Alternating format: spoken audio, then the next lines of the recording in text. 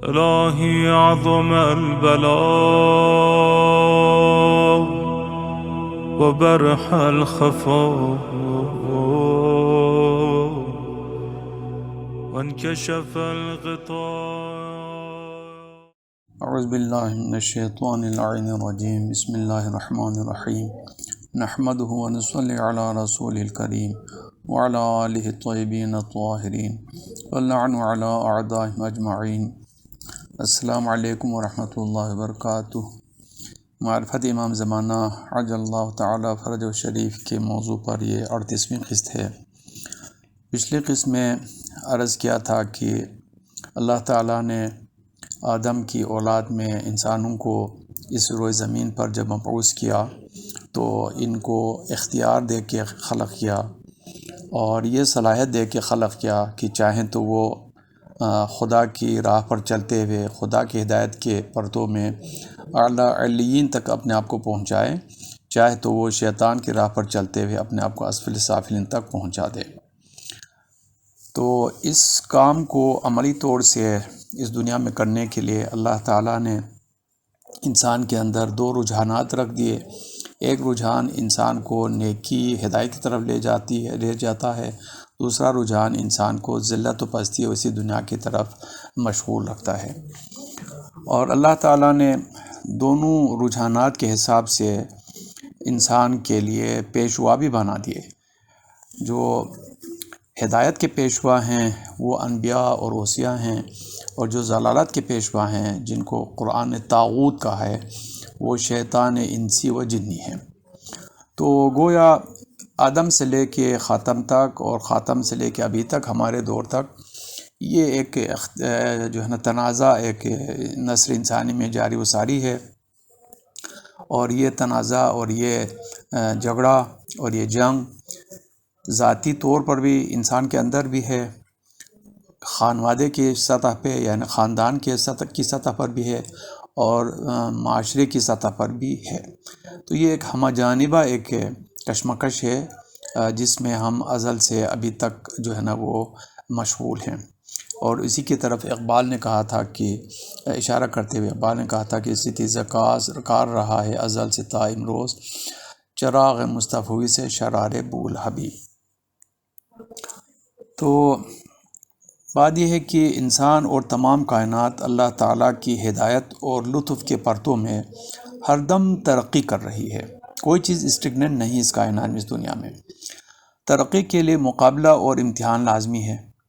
اس لیے نظام خلقت کے اندر ہی اللہ تعالیٰ نے متضاد رجحانات کی قوتیں ہمارے اندر پیدا کی ہیں. تو حضرت آدم علیہ السلام سے جب نسل انسانی کی اس قرآن پر نشو و نما شروع ہوئی تو انسانی افراد اور پھر معاشرے میں یہ تضادات ابھر کر سامنے آئے، اور وقت کے ساتھ ساتھ مثبت اور حق کے رجحانات والا گروہ بھی مضبوط ہوتا گیا، لیکن ساتھ ہی باطل اور منفی رجحانات والا گروہ بھی مضبوط سے مضبوط تر ہوتا گیا. فی زمانہ ہم نسل انسانی کے اندر بپا اس تاریخی معرکے کے فیصلہ کن جو ہے نا مرحلے میں ہیں، جیسے امام زمانہ کو اللہ تعالیٰ اذن ظہور عطا فرمائے گا تو یہ آخری اور فائنل معرکہ حق و باطل شروع ہوگا انشاءاللہ. اور اللہ کی تائید و مشیت سے حق کے فیصلہ کن فتح اور باطل کی فیصلہ کن شکست پر یہ معرکہ ختم ہوگا انشاءاللہ. یہ معرکہ کیا ہے اس کے پر پچھلی گفتگو میں کچھ عرض کیا تھا، لیکن ہمیں ضرورت ہے کہ اس کو قرآن اور احادیث معصومین کی روشنی میں اچھی طرح سے سمجھ لیں، تاکہ ہم یقین کے ساتھ حقائق کا ادراک کر سکیں اور ان حقائق کی روشنی میں اس معرکہ حق و باطل میں اپنا کردار طے کر سکیں کہ ہمارا کیا رول ہے، ہمارا کیا کردار ہے. پھر جو کردار ہمارا معین ہوتا ہے اس کے حساب سے ہم اپنی ذمہ داریوں کا تعین کریں، اور پھر یکسوئی، پوری توجہ اور پورے اخلاص کے ساتھ ان ذمہ داریوں کو ادا کرنے کی کوشش کریں، تاکہ ہم اس معرکہ حق و باطل سے زیادہ سے زیادہ کامیابیاں حاصل کر سکیں، سمیٹ سکیں، اور کمزوریوں اور برائیوں سے زیادہ سے زیادہ ہم بچے رہیں. تو اس سلسلے میں سب سے پہلے ہم دعائے ندبہ کی روشنی میں اس معرکہ حق و باطل کو سمجھنے کی کوشش کرتے ہیں، کیونکہ دعائے ندبہ میں اس کی بنیادی چیزیں جو ہے نا وہ تفصیل سے بیان کی ہوئی ہیں۔ دعائے ندبہ کو امام جعفر صادق علیہ السلام نے تعلیم دی ہے۔ ہمارے علماء نے اس دعا کو امام جعفر صادق علیہ السلام سے روایت کی ہے۔ آپ کو معلوم ہونا چاہیے کہ دعائے عہد کو بھی امام جعفر صادق علیہ السلام نے تعلیم دی ہے، لیکن زیارت عاشورہ امام محمد باقر علیہ السلام نے تعلیم دی ہے۔ ہماری زیادہ تر دعائیں زیارات انہی دعائیں سے نقل ہوئی ہیں۔ تو دعائے ندبہ کیا ہے؟ سب سے پہلے اللہ تعالیٰ کے حمد ہے، اس کے بعد انبیاء و اوصیاء کے سلسلے کا ذکر ہے، اس کے بعد امیر المومنین، اس کے بعد پیغمبر خدا صلی اللہ علیہ وسلم کا ذکر ہے، پھر حضرت علی علیہ السلام کو پیغمبر کے بعد ولی بنا، امام بنانے کا ذکر ہے، اس کے اوپر دلائل ہیں، اس کے بعد پھر جو ہوا تاریخ میں اس کے اوپر گفتگو ہے۔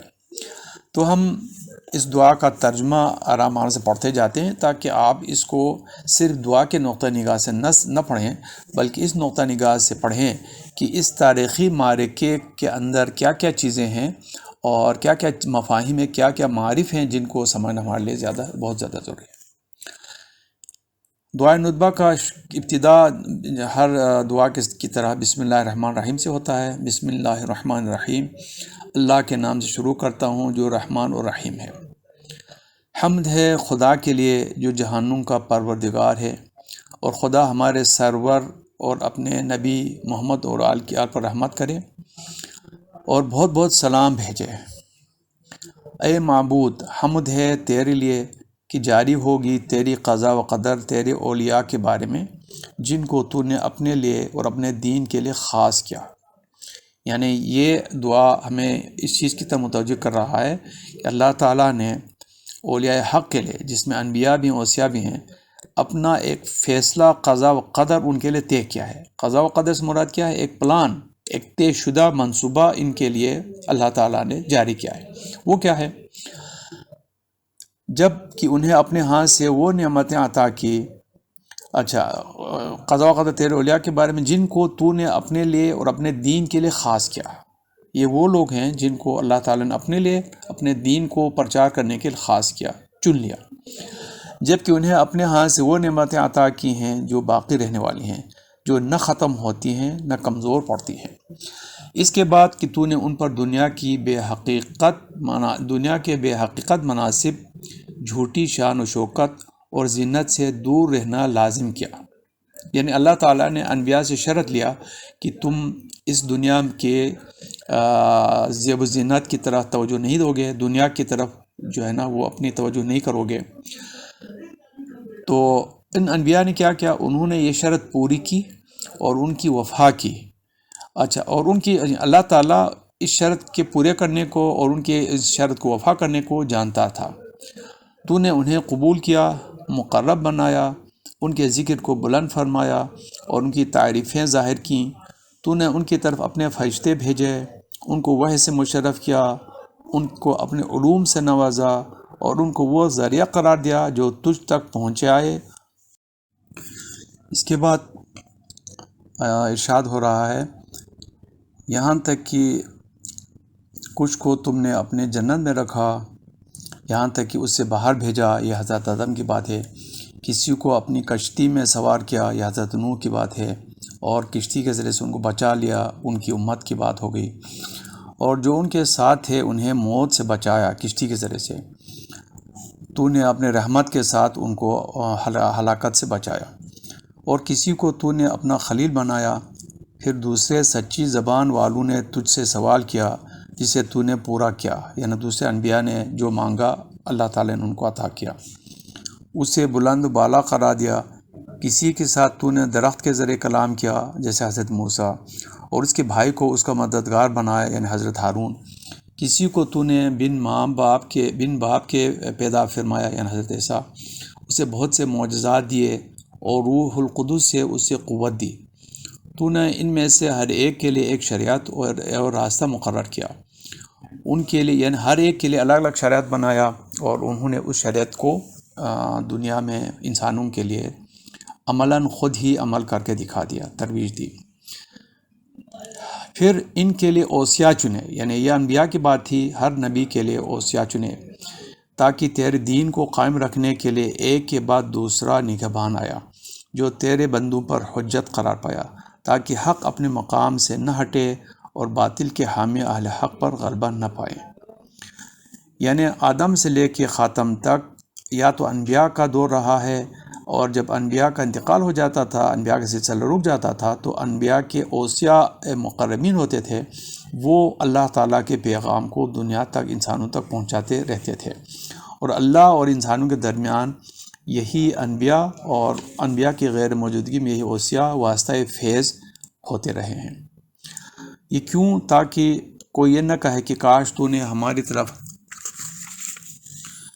ڈرانے والا رسول بھیجا ہوتا اور ہمارے لیے ہدایت کا جھنڈا بلند کیا ہوتا کہ تیرے آیتوں کی پیروی کرتے اس سے پہلے کہ ذلیل و رسوا ہوں، یہاں تک کہ تو نے امر ہدایت اپنے حبیب اور پاکیزہ اصل محمد صلی اللہ علیہ وسلم کے سپرد کیا۔ بس وہ ایسے سردار ہوئے جن کو تو نے مخلوق میں سے پسند کیا، برگزیدوں میں سے برگزیدہ بنایا، جن کو چنا ان میں سے افضل بنایا، اپنے خواص میں سے بزرگ قرار دیا، انہیں نبیوں کا پیشوا بنایا، اور ان کو اپنے بندوں میں سے جن و انس کی طرف بھیجا۔ ان کے لیے سارے مشرقوں مغربوں کو زیر کر دیا، براق کو ان کا مطیع بنایا، اور ان کو جسم و جان کے ساتھ آسمان پر بلایا، اور تو نے انہیں سابقہ و آئندہ باتوں کا علم دیا، یہاں تک کہ تیری مخلوق ختم ہو جائے۔ پھر ان کو دبدبہ عطا کیا، اور ان کے گرد جبرائیل و میکائیل علیہ السلام اور نشان زدہ فرشتوں کو جمع فرمایا۔ ان سے وعدہ کیا کہ آپ کا دین تمام ادیان پر غالب آئے گا۔ اگرچہ مشرک دل تنگ ہوں، اور یہ اس وقت ہوا جب ہجرت کے بعد تو نے ان کے خاندان کو سچائی کے مقام پر جگہ دی، اور ان کے ساتھیوں کے لیے قبلہ بنایا، پہلا گھر جو مکے میں بنا گیا، جو جہانوں کے لیے برکت و ہدایت کا مرکز ہے۔ اس میں واضح نشانیاں اور مقام ابراہیم ہے، جو اس گھر میں داخل ہوا اسے امان مل گئی۔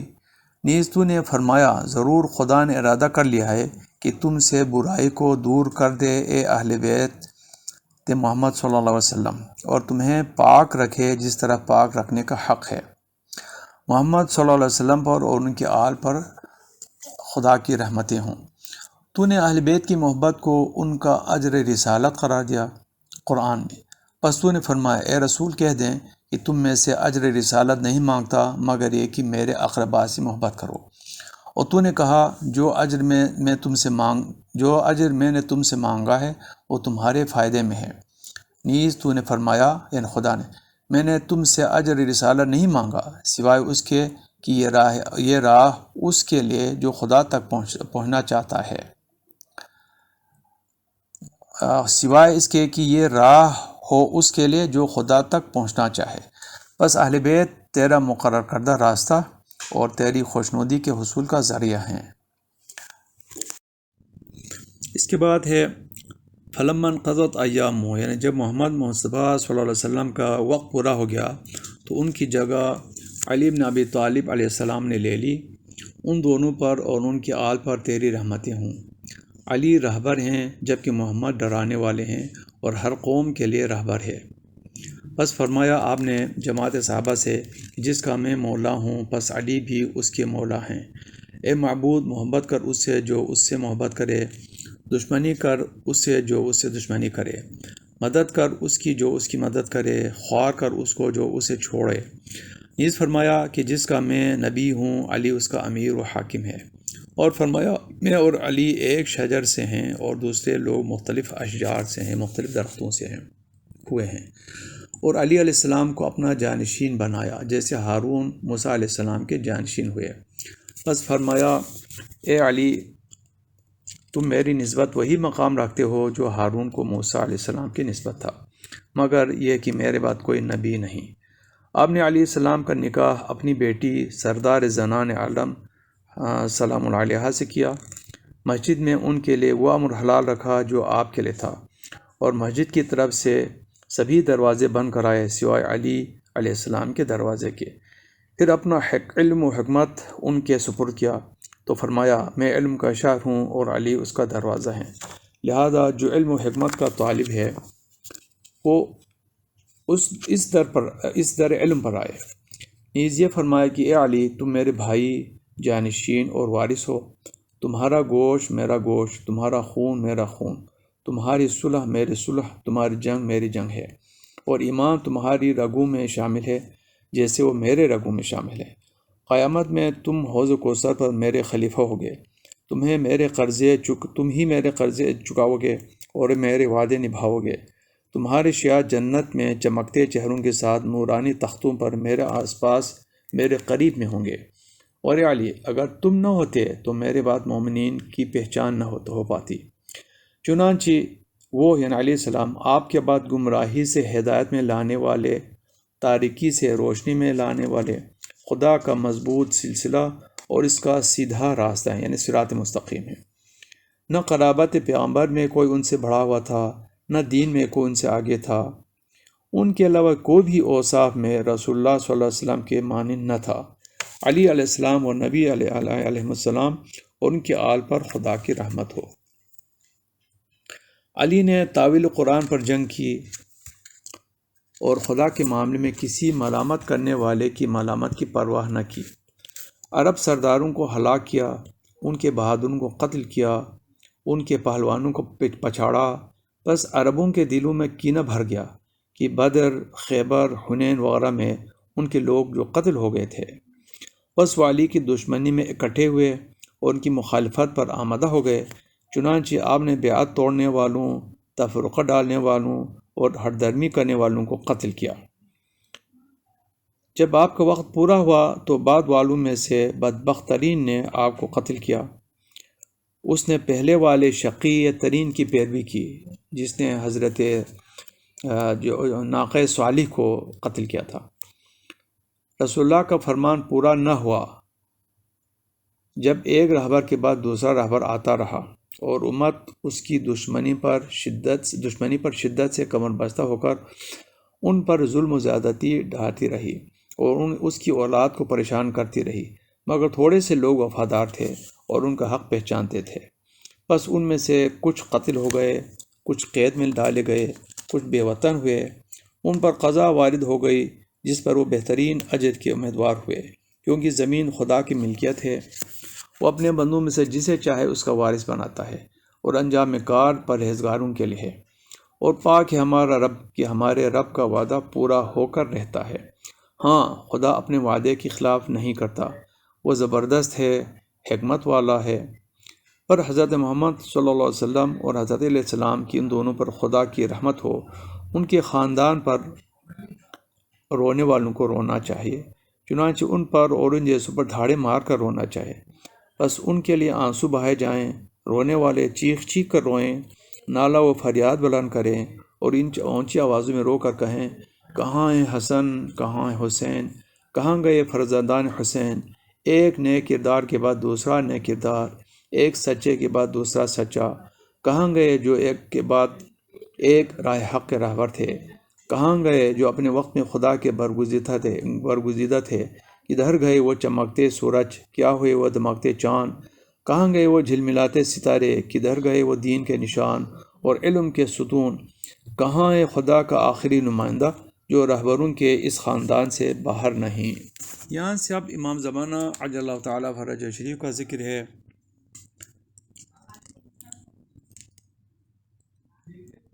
کہاں ہے وہ جو ظالموں کی جڑیں کاٹنے والا ہے، کاٹنے کا پر آمادہ ہے، کہاں ہے وہ جو انتظار میں ہے کہ کچ کو سیدھا اور نادرست کو درست کرے، کہاں ہے وہ مدگاہ جو ظلم و ستم کو مٹانے والا ہے، کہاں ہے وہ جو فرائض و سنن کو زندہ کرنے والا امام، کہاں ہے وہ جو ملت و شریعت کو راست کرنے والا، کہاں ہے وہ جس کے ذریعے قرآن اور اس کے احکام کے زندہ ہونے کی توقع ہے، کہاں ہے وہ جو دین اور اہل دین کے طریقے روشن کرنے والا ہے، کہاں ہے وہ جو ظالموں کا زور توڑنے والا ہے، کہاں ہے وہ جو شرک و نفاق کی بنیادیں اٹھانے والا ہے، کہاں ہے وہ جو بدکاروں، نافرمانوں اور سرکشوں کو تباہ کرنے والا ہے، کہاں ہے وہ جو گمراہی اور تفرقے کی شاخیں کاٹنے والا ہے، کہاں ہے وہ جو کچ دلی و نفس پرستی کے داغ مٹانے والا ہے، کہاں ہے وہ جو جھوٹ اور بہتان کی رگیں کاٹنے والا ہے، کہاں ہے وہ جو سرکشوں اور مغروروں کو تباہ کرنے والا ہے،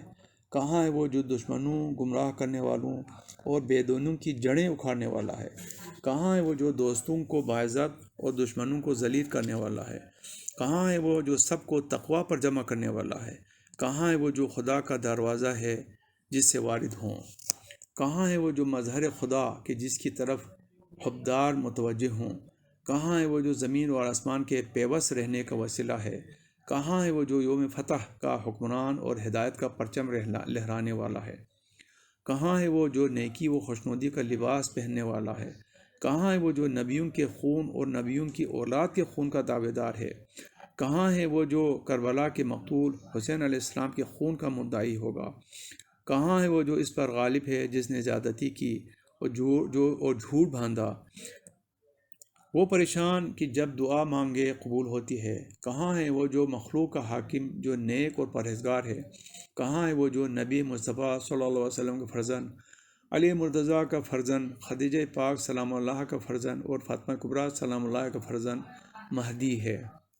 اب تو ہم نے دیکھ لیا کہ دعائے ندبہ میں امام جعفر صادق علیہ السلام ہمیں خلاصتاً یہ فرما رہا ہے کہ اللہ تعالیٰ نے آدم سے لے کے خاتم تک ہر دور میں اپنے انبیاء اور ان کے اوصیاء بھیجتا رہا ہے۔ وہ دین حق کی ترویج کرتے رہے ہیں، وہ مختلف شریعتوں کو لے کے انسانوں کو اس کی طرف بلاتے رہے ہیں، لیکن ظاہر اسی کے ساتھ ساتھ باطل کے جو پیروکار تھے وہ بھی تھے، جن کا ذکر قرآن میں ہے کہ حضرت آدم کے اپنے بیٹوں میں 2 گروہ بن گئے۔ قابیل نے حابیل کو شہید کیا اور اس کے بعد قابیل کی اولاد پھر جو ہے سرکش ہو گئی۔ پھر حضرت نوح کے دور تک یہ سرکشی بہت بڑھ گئی۔ حضرت نوح نے ہدایت کی لیکن لوگوں نے نہیں مانا، تو اللہ کے حکم سے حضرت نوح نے کشتی بنائی اور پھر موسلادھار بارش ہو گئی، زمین کے اندر سے پانی نکلا، ایک عظیم طوفان آیا جس میں اس وقت کے جتنے کافر تھے وہ ہلاک ہو گئے، اور حضرت نوح علیہ السلام کے ساتھ صرف ایماندار لوگ کشتی میں باقی رہے۔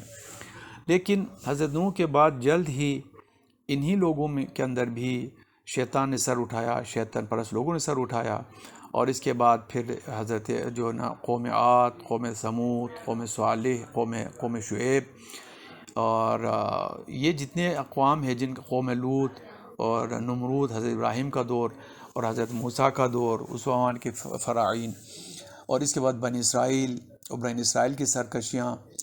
اگر ہم قرآن کے اندر یہ جو قصص انبیاء ہیں اس کا اگر ہم اس طریقے سے غائرانہ نگاہ کریں، ان کے پر غور کریں کہ یہ ایک لحاظ سے انبیاء کی ایک مسلسل جد و جہد کی تاریخ کو بیان کر رہا ہے، اور انبیاء کے ساتھ ان کے ساتھ مقابلہ کرنے والوں کی تاریخ بھی بیان کر رہا ہے۔ اور ہر بار اللہ تعالیٰ ایک نبی کے قوم اور اس کے ساتھ ہونے والا حادثہ بیان کرنے کے بعد یہ فرماتا ہے کہ کافروں کو وہی ملا جو وہ چاہتے تھے، جس کے لیے وہ حقدار تھے، اور مومنوں کو اللہ تعالیٰ کی طرف سے وہ نصیب ہو گئی جس کے وہ حقدار تھے، لیکن دونوں نے اپنے ارادے اور اپنی خواہش کے مطابق جو چاہا اللہ تعالیٰ نے ان کو دے دیا۔ غرض یہ ایک تفصیل کے ساتھ ہمیں قرآن میں بھی ملتا ہے، اور اسی کا خلاصہ ہمیں دعائے ندبہ بھی ملتا ہے کہ آدم سے لے کے ابھی تک ایک معرکہ حق باطل ہے جو جاری و ساری ہے، جس میں ایک طرف انبیاء اوصیاء ہیں اور دوسری طرف شیطان اور شیطان پرست طاغوت ہیں، اور یہ معرکہ اس وقت جاری ہے۔ تو ہم اس وقت اس معرکے کے آخری حصے میں ہیں، اور ہم اسی وجہ سے فریاد کر رہے ہیں، رو رہے ہیں، خدا سے گزارش کریں کہ خدا ہمارے اس آخری ہادی کو، منجی کو جلد از جلد ظہور کی توفیق عطا کر، ظہور عطا کر، تاکہ وہ آخری معرکہ کریں اور دشمنوں کو فیصلہ کن شکست دے دیں، تاکہ حق ہمیشہ کے لیے اس دنیا پر چھا جائے، جیسا کہ قرآن میں ہے کہ اللہ تعالیٰ کا ارادہ ہے کہ وَلَقَدْ كَتَبْنَا فِي الزَّبُورِ مِن بَعْدِ الذِّكْرِ أَنَّ الْأَرْضَ يَرِثُهَا عِبَادِي الصَّالِحُونَ۔ ہم نے زبور میں ذکر کے بعد یہ لکھ دیا ہے کہ یقیناً اس دنیا کے وارث صالح لوگ ہوں گے، اور پیغمبر خدا صلی اللہ علیہ وسلم کے لیے یہ جو ہے نا پیغمبر خدا صلی اللہ علیہ وسلم کے لیے اللہ تعالیٰ نے یہ وعدہ کیا ہے کہ آپ کے دین کو ہم اس تمام پوری دنیا پر جو ہے نا وہ غلبہ عطا کریں گے، وَلَوْ كَرِهَ الْكَافِرُونَ، چاہے کافروں کو یہ جتنا ہی برا لگے، وَلَوْ كَرِهَ الْمُشْرِكُونَ، مشرکوں کو کتنا ہی برا لگے۔